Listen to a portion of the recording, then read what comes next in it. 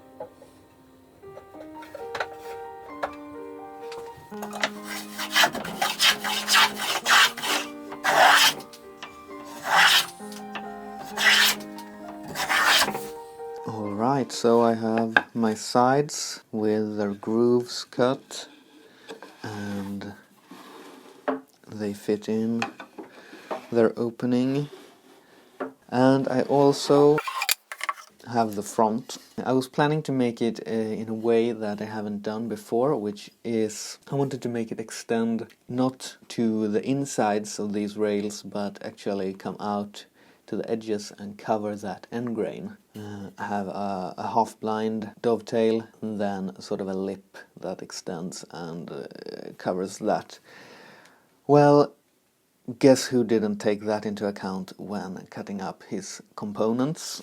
So I actually made the drawer front too short for that. And I don't have any leftover pieces of that board that are long enough. So what I've decided to do is I've sized the front to fit inside the opening, and well, this mistake might actually turn out to be a blessing in disguise, because I found a piece in my stash of small parts that while it's way too thin to make a drawer front out of, I can glue it onto this piece, and what that does is it lets me cut through dovetails instead of half blinds here and then just cover them and sort of make fake half blinds that way, which will speed up the process quite a bit. This part is not a perfect color match. It's a bit more yellow, as older pieces of wood tend to be. Hopefully when I have planed the surface, that will bring back a little bit of that fresh lightness, and then it will age together with the newer board,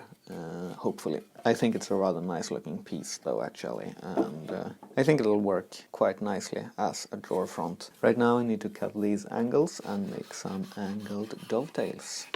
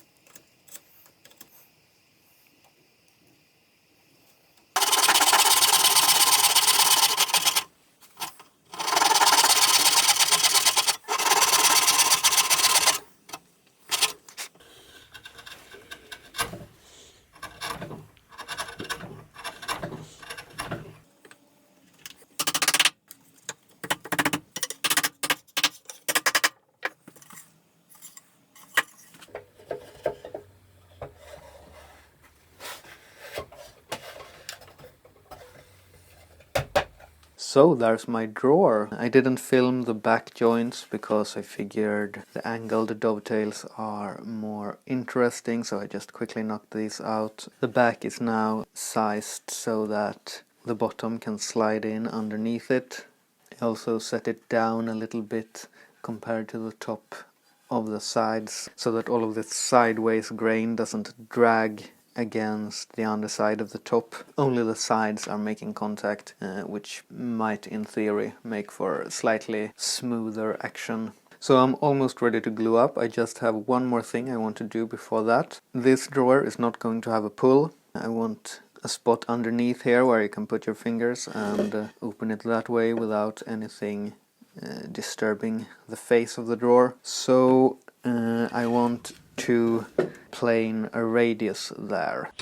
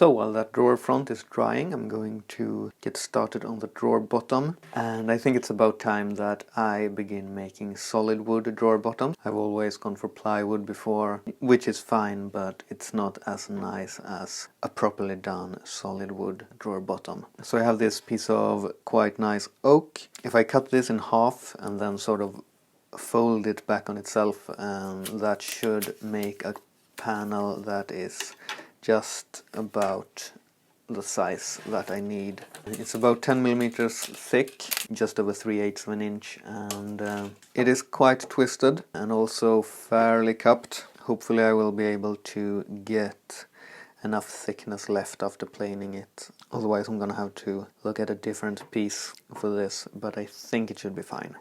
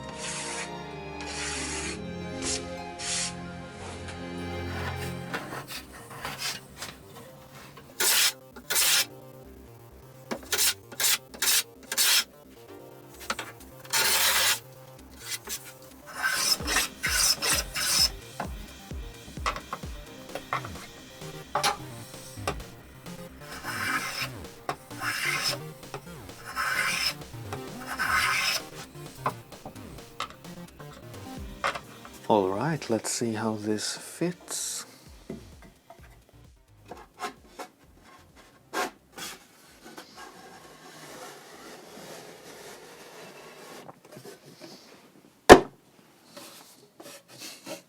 That was pretty satisfying. Maybe you noticed earlier that I never made a groove in the drawer front here. That's a bit experimental, maybe. I know that that's the traditional way to do it, but I have seen so many old pieces of furniture where the drawer bottom has pulled out of that groove, and usually that's not because the glue has failed, it's because the wood cracks where it has been planed thin enough to fit into that groove.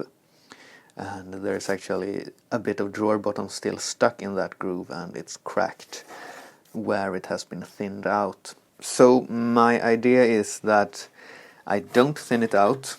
Of course I have to thin it to fit into the grooves in the sides, but on the front I have left it as thick as I could leave it to have just a little bit more wood there, a little bit more strength against that cracking. And with a long grain glue joint here, I mean, that's no different compared to if you do put a groove there. There is going to be a little bit less glue surface because a groove is more surface than just a flat wall. But yeah, as I said, it's never the glue that fails, it's always the wood.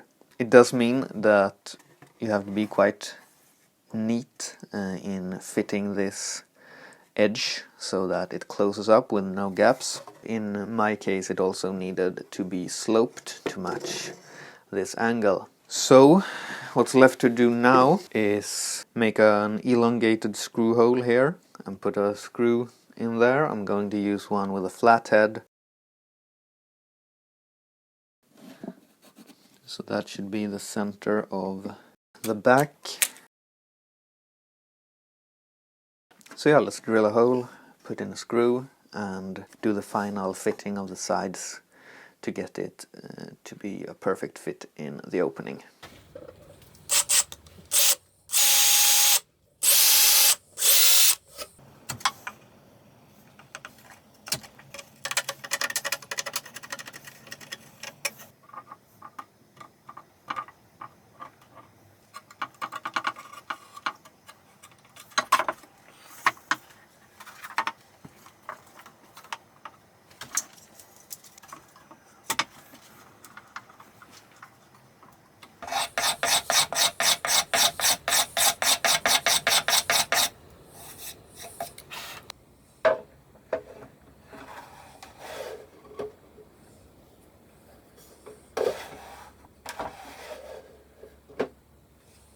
Alright, and with that it is time for finish. My customer wanted a very pale finish that doesn't add too much color to the piece. So I made a sample with a few different options, a couple of waxes and some other stuff, and they decided to go for my homemade beeswax and linseed oil polish.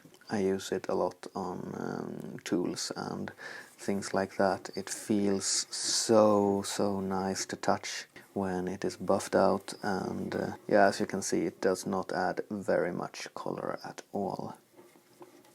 So I'm going to smear this on using the heat of my fingers to melt the wax into the grain.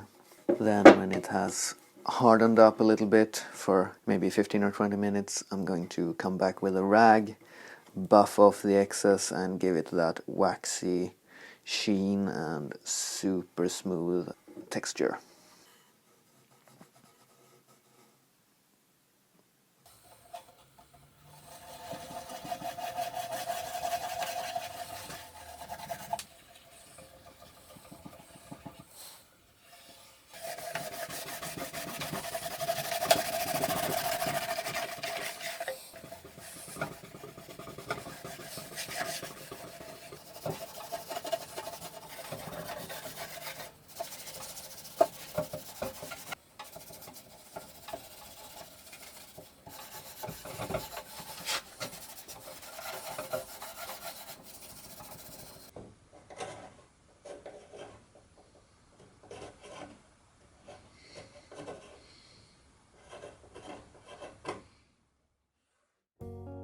And there we have it. All that remains now is to bring it outside and take some photos in natural light, and then it's ready for pickup and being taken to its new home. So yeah, thank you so much for watching. It's been a really fun project and I'm very happy with the result. It's been very fun making this much video coverage of it, but also a ton of work, and I'm not going to do that for my next project. Just so you're prepared, not every project is going to have this comprehensive coverage. But yeah, that's a wrap on this standing desk in ash, finished in beeswax and linseed oil, secondary woods of birch and oak,